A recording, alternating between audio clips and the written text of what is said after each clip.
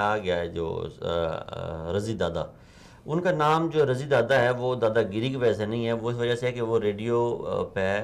Pakistan radio پہ یا کسی ریڈیو پہ دادا پوتا ایک پروگرام کرتے ہیں، اور اس وجہ سے ان کا نام وہ رضی دادا رکھا گیا۔ یہ ایک بڑی عام بات سی، لوگ یہ سمجھ رہے تھے کہ دادا گیری کی وجہ سے ان کا نام، ویسے وہ دادا گیری کر رہا تھا بندہ۔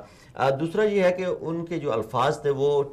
لوگ کہہ رہے ہیں کہ فوج مخالف ٹویٹ سے اٹھایا گیا ہے۔ پاکستان میں اس وقت لاکھوں لوگ ہیں جو فوج کے مخالف بات کر رہے ہیں، بے شمار لوگ ہیں جو فوج کے مخالف بات کر رہے ہیں، لیکن یہ ایک شخص تھا جو مختلف ٹی وی چینلز پہ بھی اپیئر ہوتا ہے، ڈان ٹی وی پہ اور مختلف ٹی وی نیٹ ورک سے یہ کنیکٹڈ رہا ہے بندہ، اب بھی کسی ایک ٹی وی سیٹ پہ کام کر رہا ہے یہ،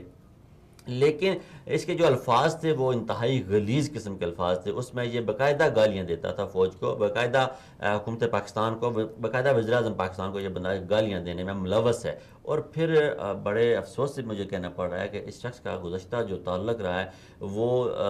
ٹیچنگ ایسے مقدس شعبے سے بھی رہا ہے۔ تو اب سوال یہ پیدا ہوتا ہے کہ ایسے ٹیچر حضرات، پھر صحافت میں ان کی کوئی کار ہائے نمایاں تو نظر نہیں آیا۔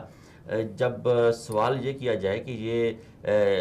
ہم تو میں اور آپ یہی سمجھتے رہے کہ یہ مسلم لیگ نون کے ورکر ہیں، کیا آپ، میں غلط تو نہیں ہوں کسی جگہ پہ؟ دیکھیں میں ذاتی طور پہ بات کروں، اگر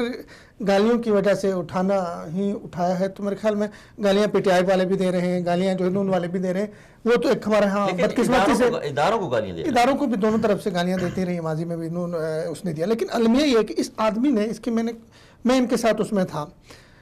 اس نے باقاعدہ طور پہ ایسی نفرت کو فروغ دیا اداروں کے خلاف۔ مثلا انہوں نے جھوٹ پہ مبنی انہوں نے لکھا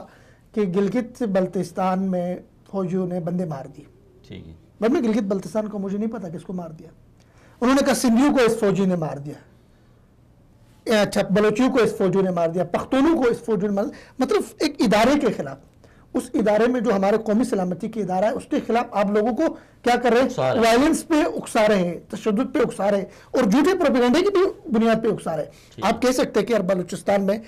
ٹھیک ہے ہمارے سے غلطیاں ہو گئی، اس کی اصلاح ہونی چاہیے، لیکن آپ لوگوں کو اکسا رہے ہیں کہ فوج ہمارے بندوں کو جان بوجھ کے قتل کر رہی ہے۔ بھائی یہ فوج ہماری نہیں ہے،